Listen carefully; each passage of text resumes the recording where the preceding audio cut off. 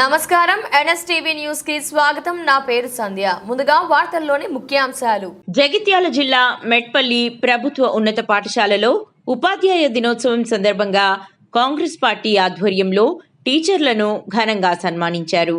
కాంగ్రెస్ పట్టణ అధ్యక్షుడు జెట్టిలింగం నేతృత్వంలో మహనీయుడు డాక్టర్ సర్వేపల్లి రాధాకృష్ణన్ చిత్రపటానికి పూలమాల వేసి నివాళులర్పించారు. అనంతరం పట్టణంలోని వివిధ పాఠశాలల్లో పనిచేస్తున్న 25 మంది ఉపాధ్యాయులను శాలువాతో సన్మానించారు.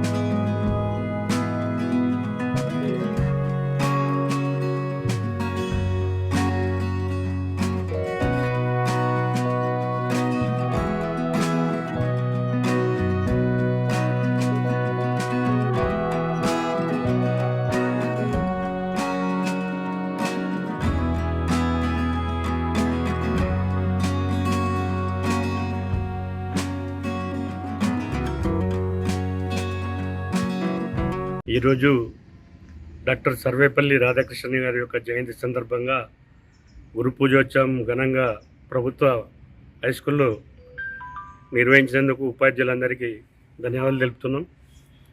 అలాగే సర్వేపల్లి రాధాకృష్ణన్ గారు ప్రధానమంత్రి నెహ్రూ ఆధ్వర్యంలో కూడా ఉపరాష్ట్రపతిగా మరియు 2వ రాష్ట్రపతిగా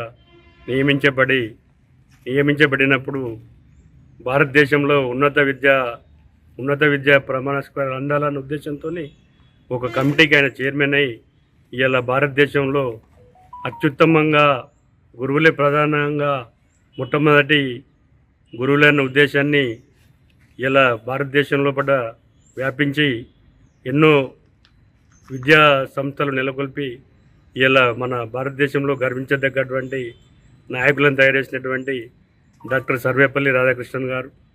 అలాగే ఈరోజు మరి ఉత్తమ ఉపాధ్యాయులు ఎన్నికైనటువంటి కూడా ఈరోజు కార్యక్రమాలు కూడా అంతటా జిల్లా కలెక్టర్ గారి ఆధ్వర్యంలో కానీ డిఈఓ గారి ఆధ్వర్యంలో కానీ రాష్ట్ర మొత్తం మీద ఈరోజు ఉత్తమ ఉపాధ్యాయుల ఎంపిక కూడా ఈరోజు కార్యక్రమాలు ఉన్నాయి. ఇవాళ మనం సర్వేపల్లి రాధాకృష్ణన్ గారిని స్మరించుకున్నందుకు మరొకసారి మన అందరికీ ఈ అవకాశం ఇచ్చారంటే మా గురు సమానులు ఉపాధ్యాయులందరికీ ప్రారంభం చేస్తాం.